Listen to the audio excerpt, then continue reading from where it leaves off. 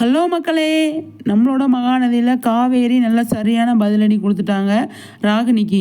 இந்த மாதிரி தான் பேசணும் அப்படின்றது நம்மளோட கருத்து. நல்லா ராகினியை நல்லா பதிலுக்கு பதில் பேசிட்டு அவங்கள சைலண்ட் பண்ணால் அவங்க ஆஃப் ஆயிடுவாங்க. அதுக்கப்புறமா காவேரி அவங்க ஃப்ரீயாக இருக்கலாம் அப்படிங்கிறதான். இன்றைக்கி ராகினி காவேரி கிட்ட பேசும்போது அவங்க என்ன சொல்கிறாங்க, டக்கு டக்குன்னு பேசி பிரச்சனையை முடிவு பண்ணுறாங்க இல்லையா? அது மாதிரி நம்ம பேசினாதான் காவேரி அப்படிங்கிறது. பத்தாவதுக்கு கங்காவும் வந்திருந்தாங்க இல்லையா? கங்காவும் ராகினியை பேசி அனுப்பிட்டாங்க. அந்த மாதிரி தெளிவாக இருக்காங்க காவேரி.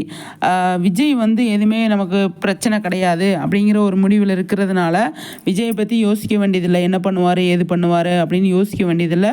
கண்டிப்பாக நார்மலாக போயிட்டுருக்கு அப்படிங்கிறதான். இந்த ராகினி அப்பப்போ ஏதாவது குட்டையை கலைப்புறதுக்கு சான்ஸ் அதிகமாகவே இருக்குது. ராகினியை வச்சு தான் இந்த மூவே போயிட்டுருக்கு அப்படிங்கிறதான். ராகினியை பார்த்து பயப்படவே கூடாது காவேரி. இது தேவையில்லாத வேலை அப்படிங்கிறது. கண்டிப்பாக பயப்படக்கூடாது அப்படிங்கிறத நம்மளோட சைட்லேருந்து நம்ம சொல்கிறோம். காவேரி எதை பற்றி யோசிக்க வேணாம் அப்படிங்கிறது தான். ராகினியெல்லாம் நம்ம சும்மா தூசு தட்டின மாதிரி தட்டி விட்டுறலாம் அப்படிங்கிறது. விஜய் எவ்வளோ பர்மிஷன் கேட்குறாரு பார்த்தீங்களா? அது சூப்பராக இருந்தது. பார்க்கலாம் அடுத்தடுத்து என்ன நடக்குதுன்னு சொல்லிட்டு. ஓகே ஃப்ரெண்ட்ஸ், உங்கள் கருத்துக்களை ஷேர் பண்ணுங்கள். நெக்ஸ்ட்